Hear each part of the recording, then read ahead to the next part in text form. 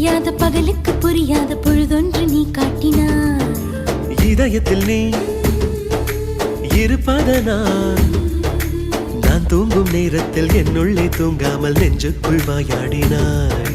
கண்ணாடி நீ கடிகாரம் நான் உன்னுள்ளே ஓடோடி வாழ்வே. காதல் எனும் கடுதாசி நீ என்றென்றும் அன்புடன் நான்